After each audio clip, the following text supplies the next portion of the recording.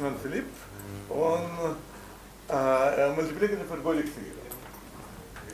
Right. So first of all, thank you so much to the organizers for inviting me and for giving me the chance to speak. I will talk, as the title says, about the multiplicative ergodic theorem of oscillators. And I apologize in advance to the people who know these topics much better. And so the aim of the talks is mostly for students. So some of you have also maybe heard me talk about this before. So I apologize if this is something you've seen. So let me start with the setup and what the notation is going to be. So we're going to work over some probability space. So omega is some, let's say, if you want a metric space, or any kind of, some good second countable Hausdorff space. This is some sigma algebra, and mu is a probability measure. And so the typical examples that you can think of are some manifold. So omega could be some manifold. Or omega could be, so the kind of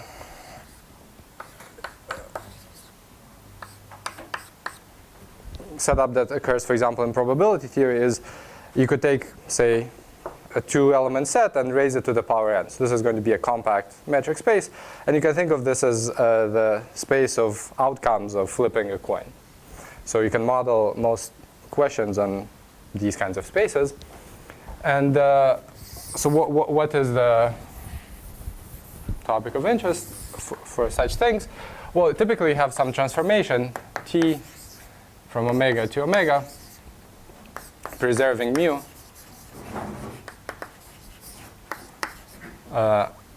So the notation for this is going to be that the push forward of mu is mu. So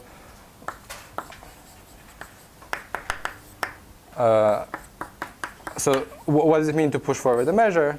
If you want to know what it is on a set A, it's the measure on the inverse set. So T is a measurable map, meaning, so typically it will be continuous or even nicer, meaning that, so measurable means that the preimage of a measurable set is measurable. So however, you cannot take the image of a measurable set need not be measurable. So if you have this condition, and you can also, we'll assume that T is ergodic. So this is the standing assumption, which just means that you can't break your system into two parts. So this is a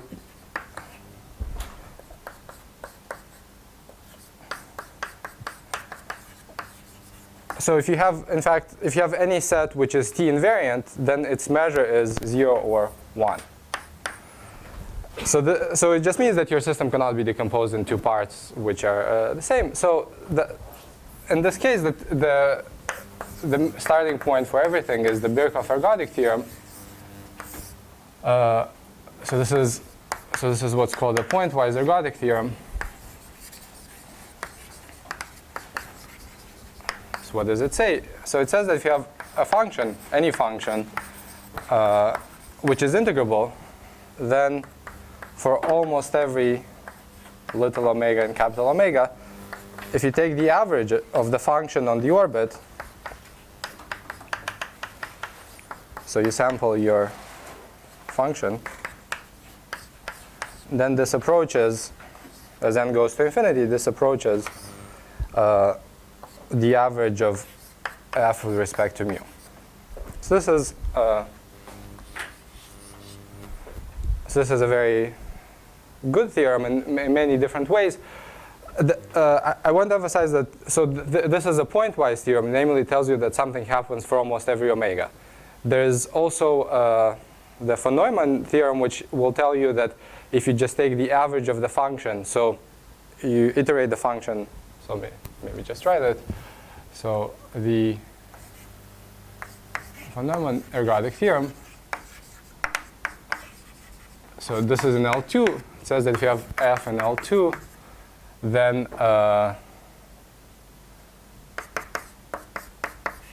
so you take f. So you pull back the function many times. So this quantity approaches the integral of f in L2. So this is, you view this as the constant function. So this is a theorem which tells you something about this convergence at the level of integrals, whereas this is a theorem that tells you something really for almost every point. So this is much more useful and it implies in particular those kinds of averaged out theorems.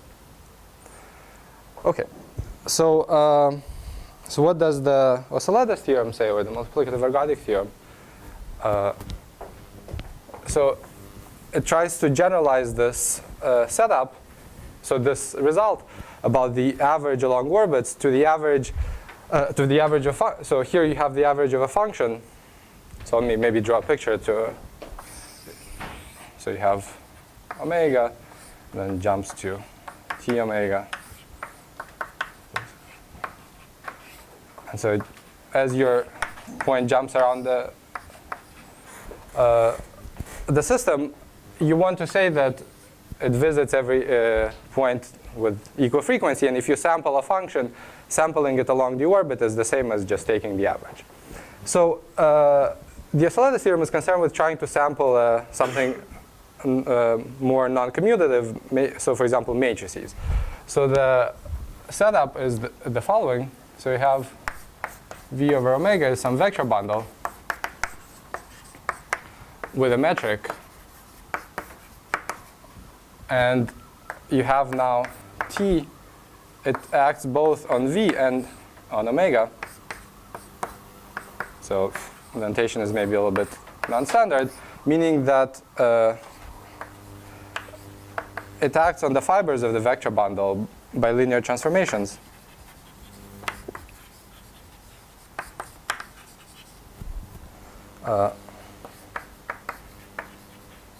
Meaning that you have, for each omega, you have a linear transformation which takes you from V at omega to V at t omega. Okay, so imagine that you have, in this picture, you have a vector space above each point. So T tells you how, not just how to move the points, it tells you how to linearly move the fibers. So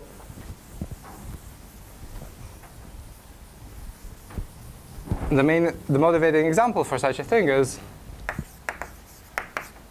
if omega is a manifold, then, and you have T from omega to itself a diffeomorphism, then you have, so the notation here is, I like to call T the transformation, but then for the tangent space it's going to be a little bit confusing. So dt omega goes from the tangent space at omega of capital Omega to the tangent space at t omega of omega. So I apologize for this double T.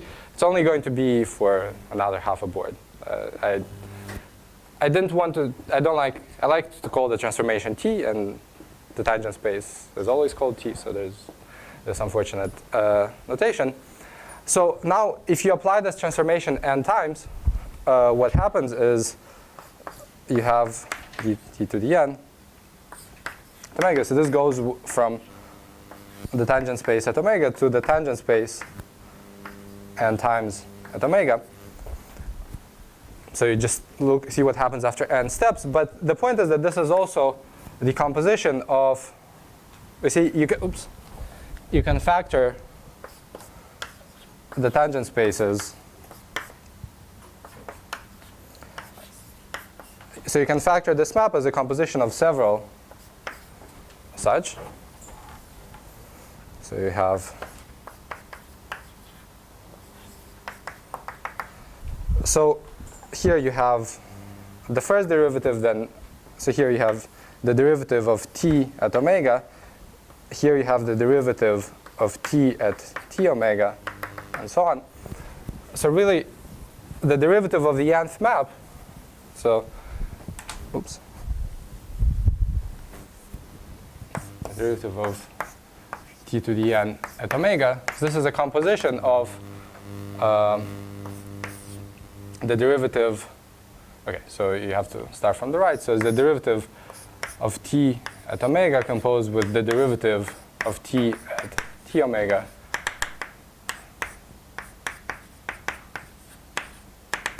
So it's a composition of n such derivatives, and so you would like to you'd like to say that this looks a little bit like this averaged sum that you have over here in this picture. So you're averaging this derivative of the function at the orbits of your system, and so this was, as I said, an example, but the setup is in general that you can have any vector bundle. And so the theorem then is the following. So this is what I'm talking about. So you have, as I said, as the setup, so it's over there. So you have this trajectory, and then So V is just T equivalent bundle. yeah, so V is a vector bundle as before, and T acts, it moves along the fibers by linear transformations. Yes? So it tells you, so if you can still see this picture, it tells you how to move by linear transformations along these fibers. Okay, maybe so here's omega, here's T omega. So this linear transformations just tells you how to move there. Okay, and so as I said, V has a metric. So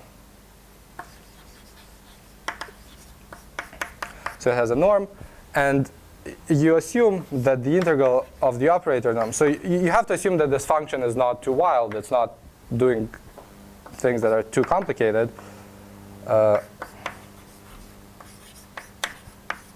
So let me explain what this means. So log plus of x is the maximum 0 of x and x. So you want to assume that the operator norm of t, so all of these maps, if you integrate out their norms, they're not too large. So this was similar to the assumption that the function is in L1. And so under these assumptions, what the theorem tells you is that you have an associated, so then there exists numbers, lambda 1 to lambda r. So they have a name, so they're called the Lyapunov exponents.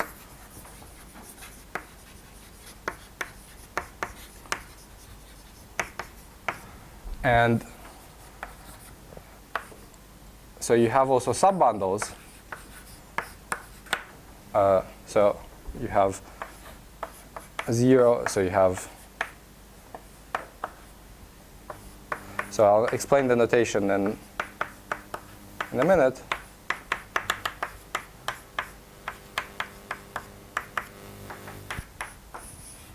So you have this filtration. So what is the meaning of this filtration? Is a filtration by order of growth. So if you take V, so for almost every omega, if you have a vector V, which is in, right here. So if you have a vector,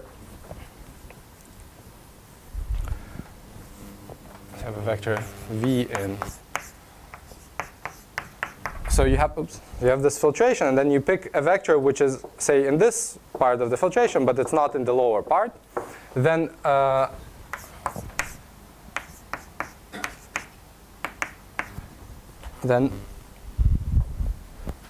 what happens is that this vector grows asymptotically at this rate. So if you take 1 over n log t to the n v, then this approaches lambda I. Okay, so a different way to write it is that this norm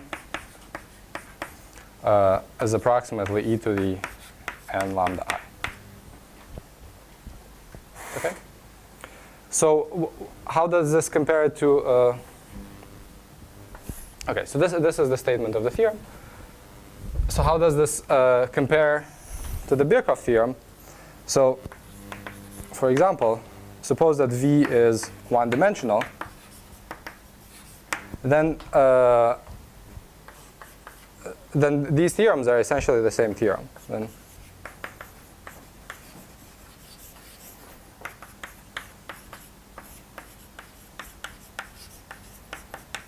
So why is this so? Well, the point is that you define a function which at the point omega, it takes, considers how is the norm of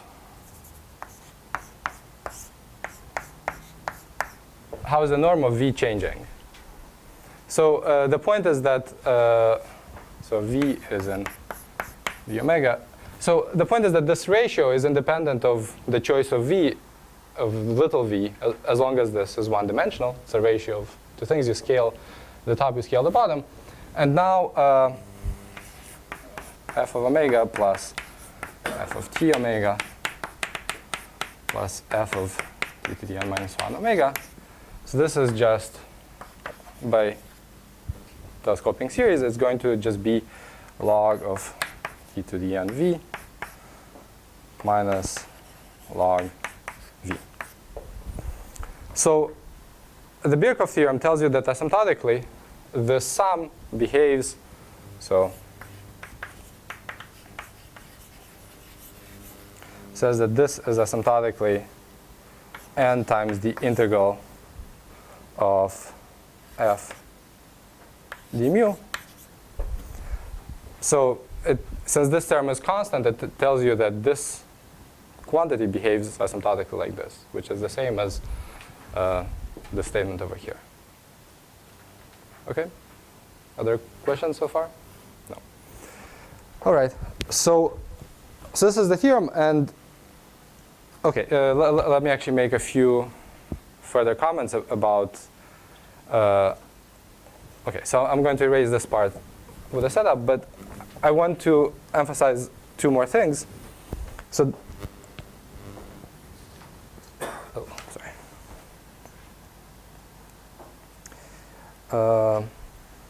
Yeah, so I didn't assume that the transformation T is invertible, but if it is, then you can apply the same theorem to T inverse.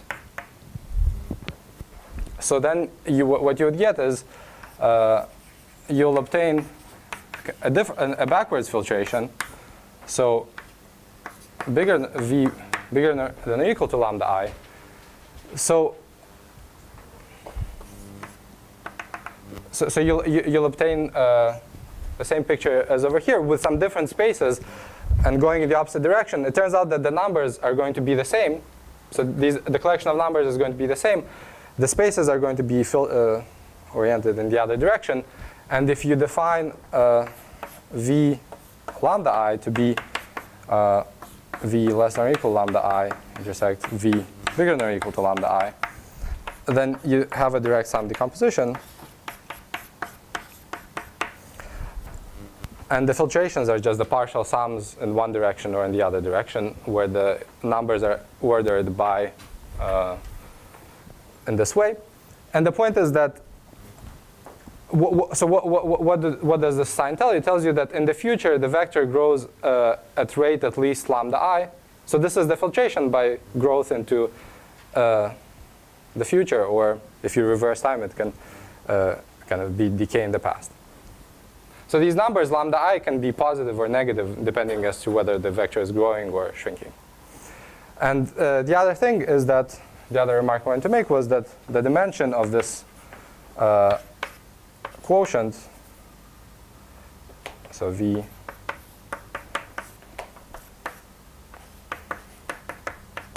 This is called the multiplicity of the exponent.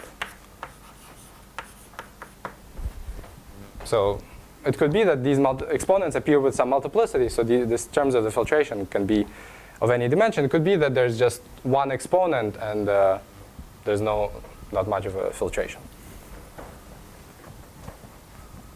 All right, so are there questions so far? No. Oh, sorry. Yeah? Do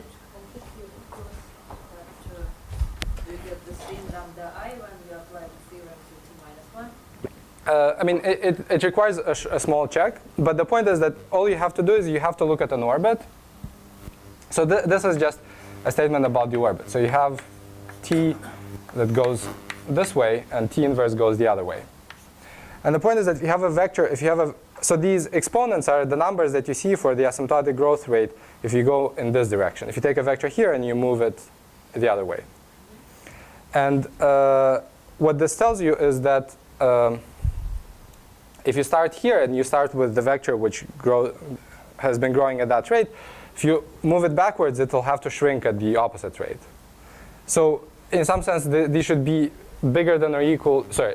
So you can think of these spaces as less than or equal to minus lambda I. So the exponents are in some sense reversed, but then if you kind of change the notation, you'll see that somehow all that you care about is this. Yeah. Okay. And the other thing that I forgot to mention, so let me just try this, is that t applied to, so this filtration is invariant by the dynamics is equal to v t omega. So it produces for you this filtration which is invariant by the dynamics. Okay, so the proof is going to be broken up into two steps. So basically we're just going to start breaking apart our bundle until it works. So the first lemma is that if so one or maybe both of the following hold,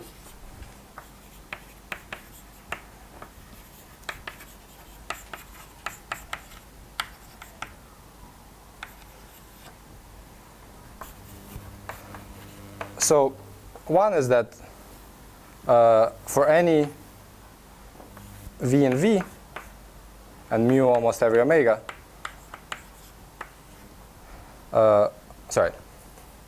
there exists lambda such that for any v in v omega,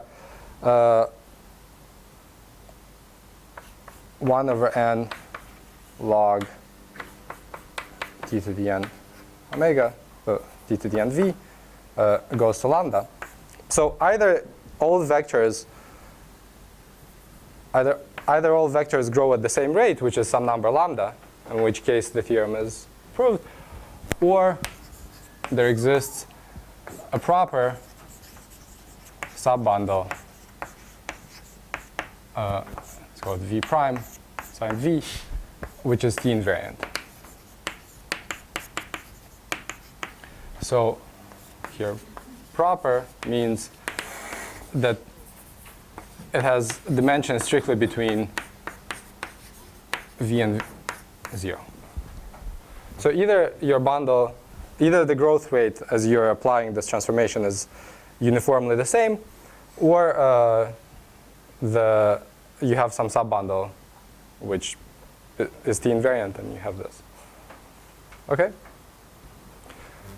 And so this is the first lemma, and then the second lemma, which, so from the proof of this result, you actually could deduce just the theorem from this, but you would have to strengthen a little bit the statement. But the second lemma is this. If you have, so if you have a short exact sequence of bundles, and so suppose that you have exponents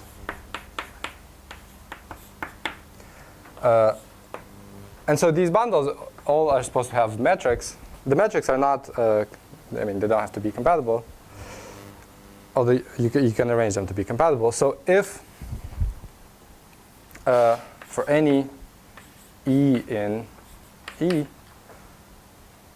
omega, and as usual, it's mu almost every omega. So you have that this Oscillatus theorem holds for oops, and same for it.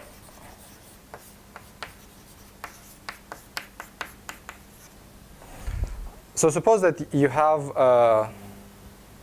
your bundle splits like this, so it has this subbundle and then a quotient bundle, such that you have two exponents on each of these bundles. So the Oscillatus theorem holds on each of them. And if so, remember when you had this filtration on V, the exponents went in decreasing order. So if you pick a typical vector in V, it should grow at maximal rate, right? So only along a subbundle. Yes? Sorry, and so this is, yes, sorry, exactly. So this is, everything is T invariant. So this, and this are both T invariant. So, sorry? The metrics are not T invariant. If they're T invariant. But how related matrix in this three? So you can assume that the metric on F is induced from the one as a quotient on V. Yeah, we're talking about decomposition, yeah. Or it's up to a bounded.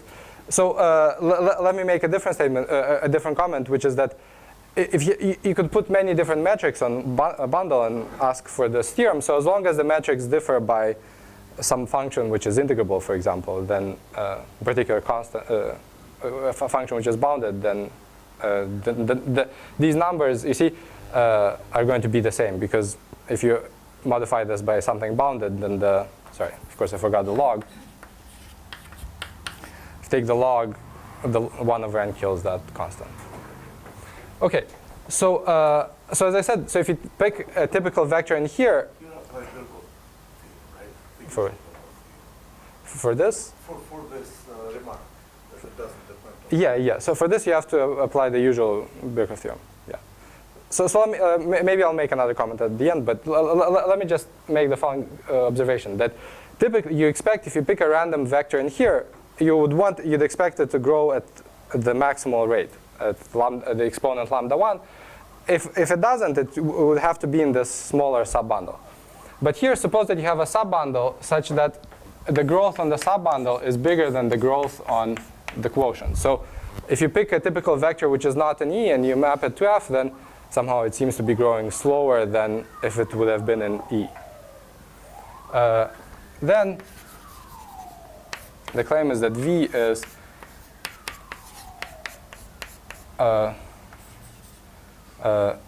as in a T invariant way.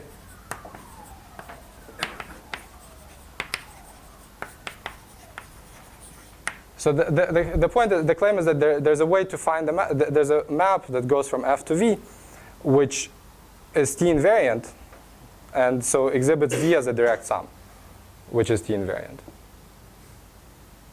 Yes? Okay. So now these two lemmas give you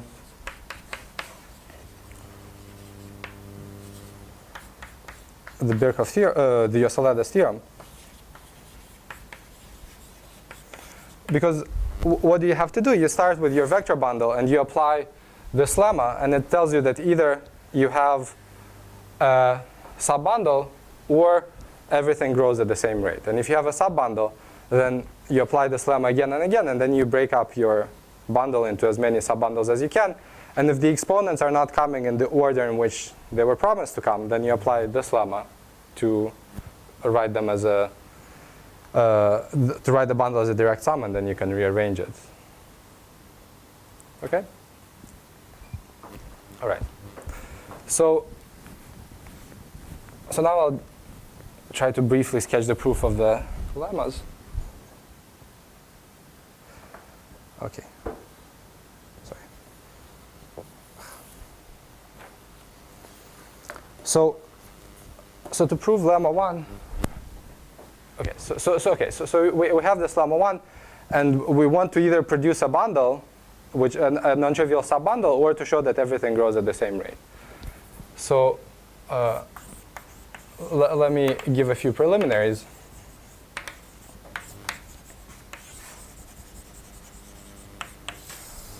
So the first one is that, so you have this bundle V over omega, then you can consider the projectivized bundle over omega. So this is projective space bundle.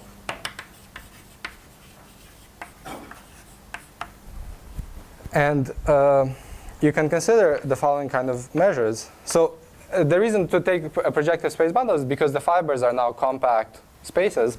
So now you can consider the space of measures on this P of V. So mu, so let me call this projection map pi. This is probability measures eta on PV such that if you push it down to omega, oops. So if you take a measure here and you push it down, you get back the measure mu. So both are probability measures, so the mass is preserved. This is why there's a 1 here. So this is to mean that we're talking about probability measures. So this is okay. So this is at least a weakly compact set and convex. So it is compact. The main point, it's compact because the fibers of this are compact. So these are compact fibers. So you can check that this space has good compactness properties. So then,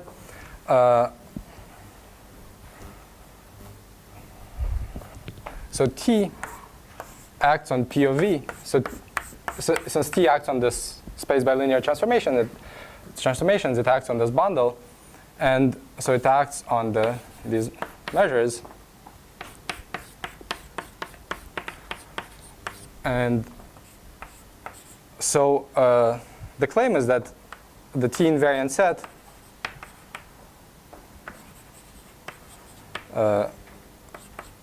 is non-empty.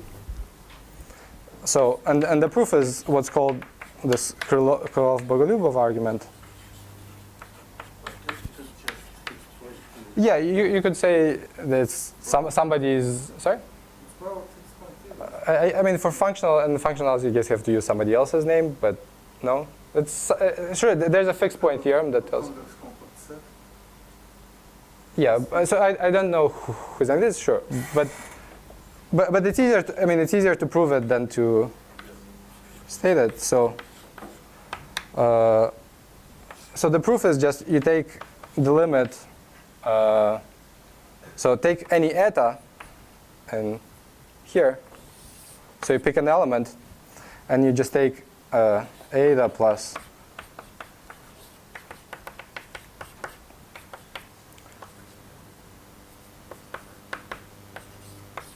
so take a weak star limit of this. So any weak star limit is going to be a T invariant measure, because because you've averaged out along the T orbit, and so you're going to get some T invariant probability measure, and it's going to be in this set. So as Misha was saying, if you have any compact convex set on which you act by linear transformations continuously, then this kind of argument produces for you a fixed point. And you can check that the set of fixed points is itself compact and convex.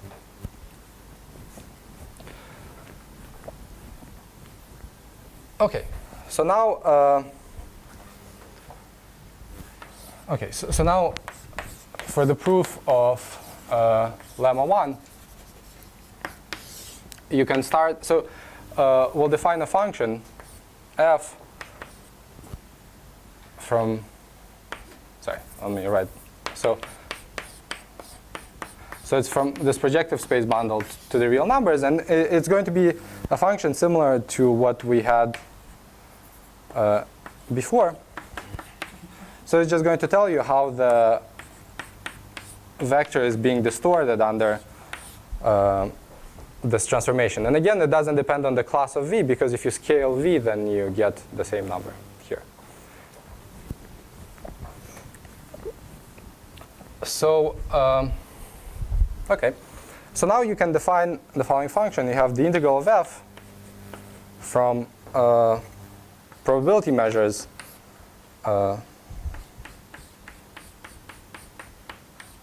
so from the t invariant part of, so you could define it for any probability measures, but I'll just focus on the t invariant part. So if you have a measure eta, you send it to the integral of f d eta. So this is a continuous function, linear function on this thing. So it achieves a minimum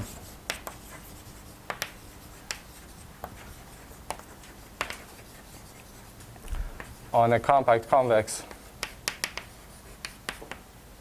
set, and you pick eta, an extremal point of this. So in other words, a point which is not a linear combination of other points. And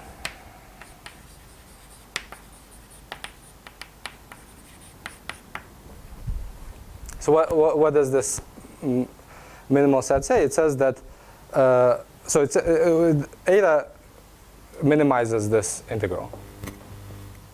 Okay. So now what we do is, Why is this set convex?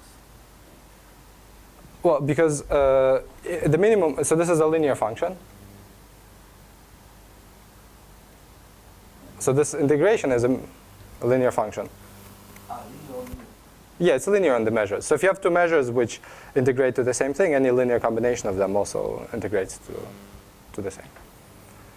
All right. And so Birkhoff tells you now,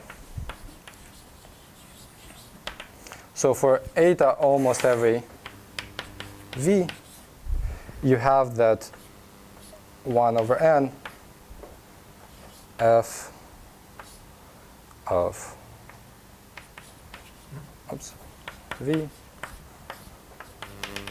plus f of t to the n v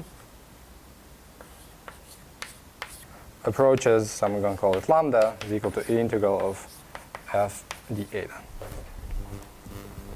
But again, what is the sum? So this is the telescoping sum, because you see, we take the ratio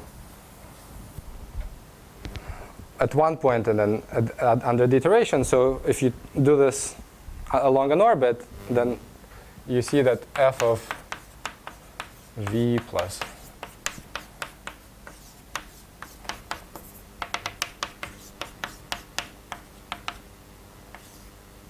the amazing capital N. So this is equal to the log of the norm at time n divided by some fixed quantity.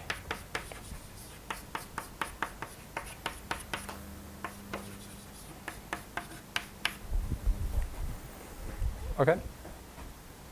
So now what you so Birkhoff tells you that this is true for almost every vector, and now you define. So you define, let's say, E prime, to be all v such that this holds. So which is true for eta almost every v. So in each fiber you have at least one vector for which this is true. So then the span, so if you define E to be the linear span of E prime, so the linear span is in each fiber. This is contained in V.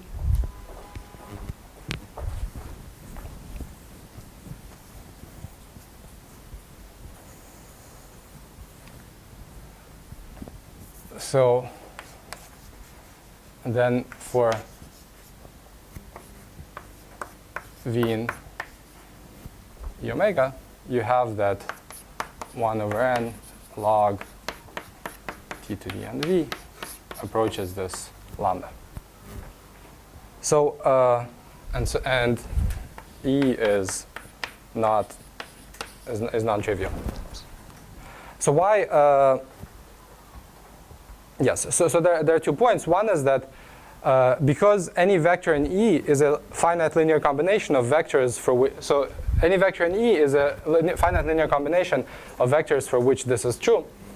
But because lambda is minimal, their sum is, so you cannot have a vector for which this limit is less than lambda. Okay? So, okay, so now you have your bundle E contained in V. So either E is equal to V or E is not equal to V. And in either case you obtain, so either you found the proper subbundle on which, well, in fact you haven't just found the proper subbundle, which is T invariant. So, sorry, I should have said that E is T invariant. And in fact, the Archilades theorem holds on E, or E is all of V, and the Archilades theorem holds on all of V again, and so on all of V. Okay? So this ends the proof of lemma 1. Other questions? No. Okay. So now for lemma 2. Let me see. Oops. Okay. Yeah. So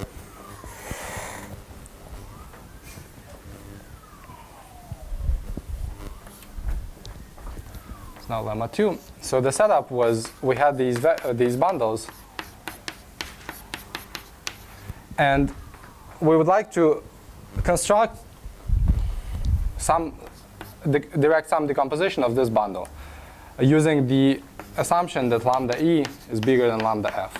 So vectors in here grow faster than vectors in here. So we would like to somehow send this, this subspace in here. So now you fix sigma 0 from F into V, some linear injection. So it's not T invariant. Meaning, so you have that V is equal to E plus sigma 0 of F. But it's not true that if you take a vector which you obtain by applying this sigma 0, so sending it back here, sorry, a linear injection such that, so we call this P composed with sigma 0 is equal to the identity. So you pick a lift, you pick a linear lift in each fiber, but there's no guarantee that this lift, if you apply the transformation, you're going to be in that lift. So here's a picture. You have omega, you have T omega. And so you have a direct sum decomposition here. But so this is E, this is sigma 0 of F. Same picture. And if you apply the transformation, E is taken to E, but sigma 0 of F is going to be taken to something else. So nobody guarantees that this is going to be invariant. So what we want to do is we want to somehow modify sigma 0, the splitting, so that they actually match everywhere. And so any other sigma from F to V such that P composed with sigma is equal to the identity is of the form sigma 0 plus tau, where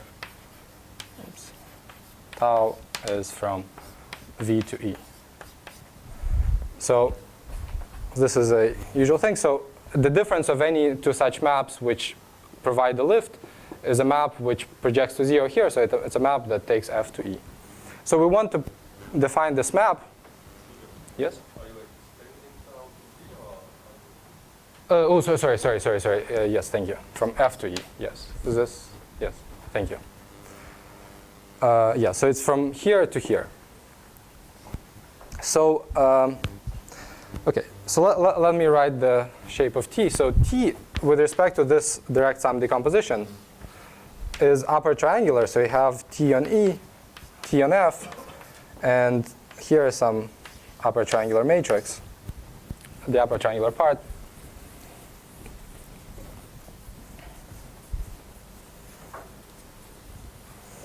And so what do you have? You have TE goes from E omega to T omega, from F omega to Ft omega. So this is how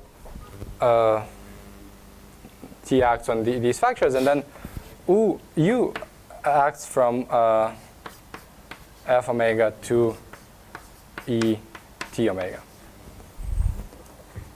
So now you can define this tau as an infinite series, at least formally. So you'll define it as, here let me copy the formula.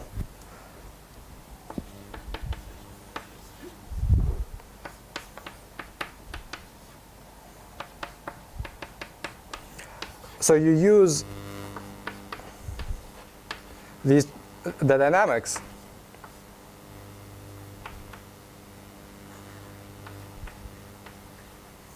So what do? You take a vector, you move it, and so tau is supposed to go from F omega to E omega. So what do you do with the vector? You take the vector.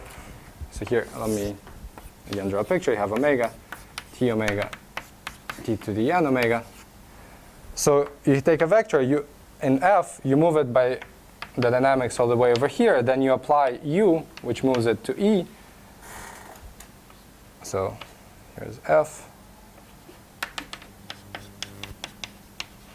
And then you move it to E, using this U at this point, E T to the n omega. And then you move it back using the other transformation, but using the inverse, so you move it back to E omega. So you sum all of these linear transformations. And the point is that, so if you consider the equation that you need to solve, then this is, right.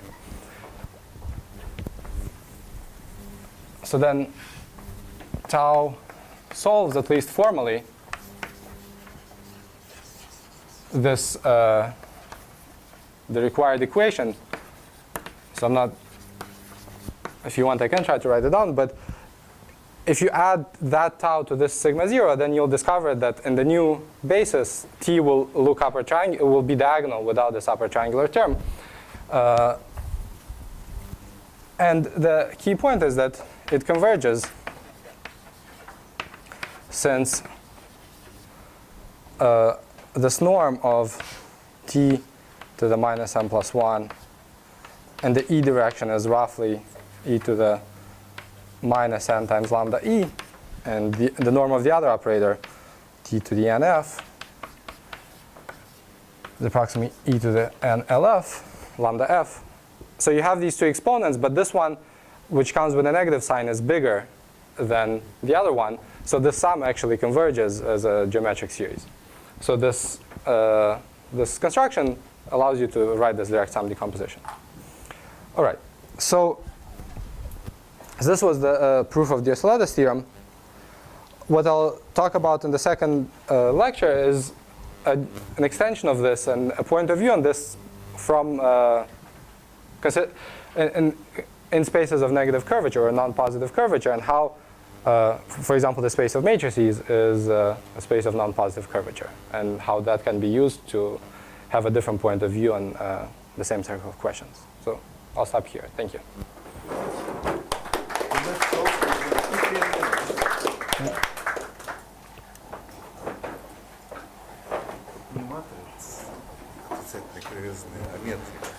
Да, метрика на них, да. Ты неправильно определил измеримую функцию. Прообраз неизмеримого, а Борелевского. измеримо. Ну, Потому что ты можешь взять просто Не, разное множество и Нет, я вообще канторскую лестницу. я не считаю, как измеримое это Борельское измеримое. То есть когда берут пополнение, я не люблю пополнение. Там бывает Борельская мера. Что? А ты, впрочем, и говорил, наверное, Борельская мера. Да, но я не люблю пополнение. Я с тобой согласен. Это очень странное определение. Так, теперь мне надо сходить за расписанием. Хорошо. То есть, когда у тебя будет время, там,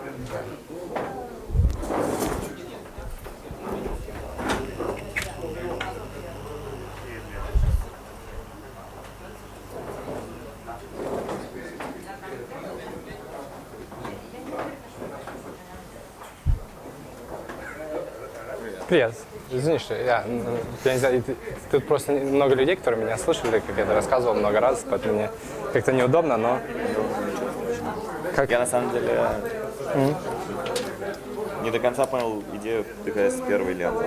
Да. Вот мы рассмотрели пространство всех мер, такие, которые push-forward, Да. мер мю внизу. Да. И дальше мы смотрели этот функционал и взяли минимальную меру. Да. Где мы пользуемся тем, что она... Минимально? Да, что А почему дальше? минимально? Смотри, минимально, почему это было важно, что она минимальна? Смотри, у тебя есть два вектора, которые растут как минимум, там, у них есть какой-то степень роста. Вот ты их итерируешь, да, они растут. Если ты берешь их сумму, то они растут как не больше, чем сумма, да? Но может быть, что они растут медленнее. Да. Да? Суть в том, что если ты нашел вектор, который растет медленнее, то эта функция не принимала минимум. Понимаешь? То есть минимум используется в том, что нет более медленного роста. Вот. То есть минимум, потому что ты берешь сумму может расти не больше, не быстрее, но она может расти медленнее. Но если ты взял минимум, то она не растет медленнее. Вот. Привет.